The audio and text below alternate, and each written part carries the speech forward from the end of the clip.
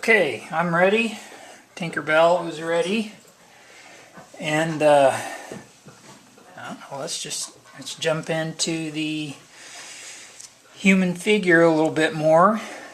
Yesterday, described the different ways that the body works together, and today I'll just continue with that.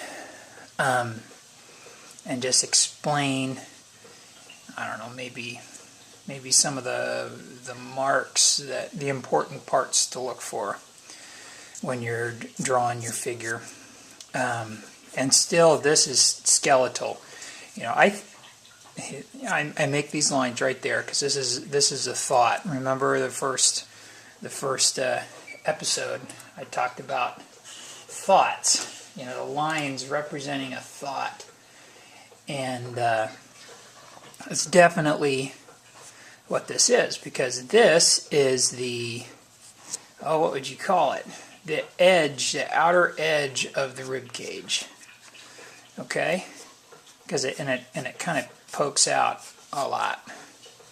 All right, and then you have the abdomen here, which is kind of, it's like this narrower plane that feeds, just kind of juts up into the chest area. All right, and it kind of has a side plane to it as well. And then I'm going through this without any reference because I've drawn a lot of figures, and I'm not getting it all right. All right, I'm not getting my proportions right on, but that's not what I'm trying to communicate. What I'm trying to tell you about are the landmarks, the important parts to look for and realize and get down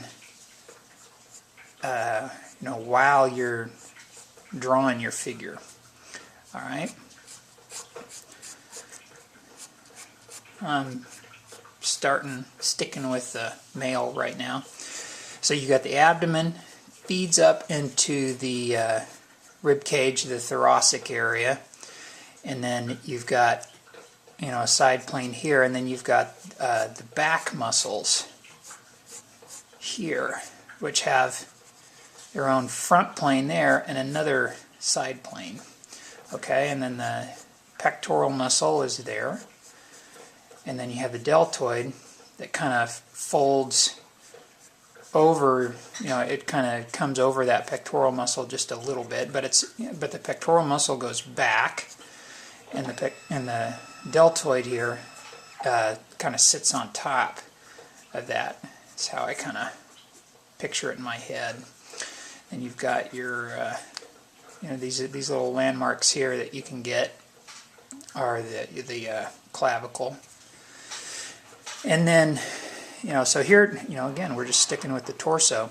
And just like you've got this thought here, this edge of the rib cage, because I think of that, standing up straight, pushing out your rib cage, pushing out your chest. Those things are really jutting out, okay? And let's see here. Then you've got your, I don't know what those muscles are called. I think I did at one point.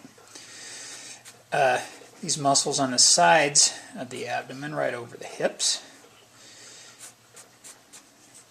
Okay, and then the arms. Or shall we go there? Do I need to talk a little bit more about? Let's see. Do we do the arms or the legs or the head, or what do we do? The funny thing is, I'll go ahead and do the head and neck, or maybe just the neck. We're running out of time here. I got stuff to do today.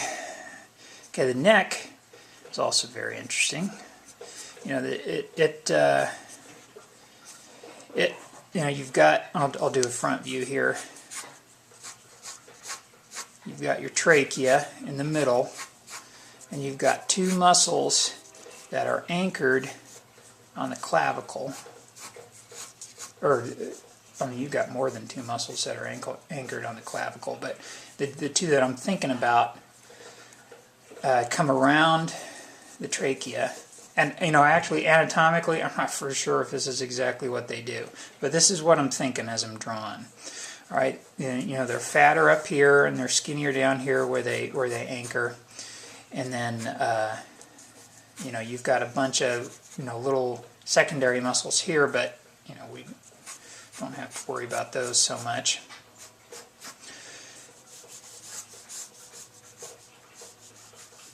And the shape, man, the shape of the clavicle, I'd have to look at that.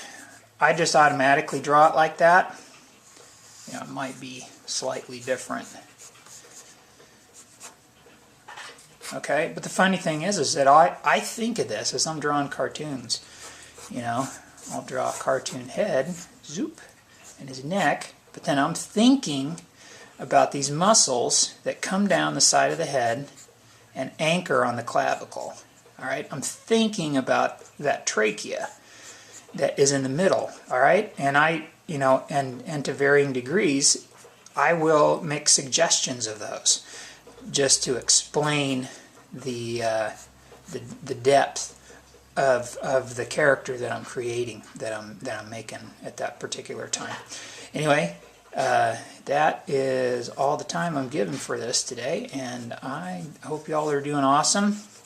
And you'll be hearing more from me soon.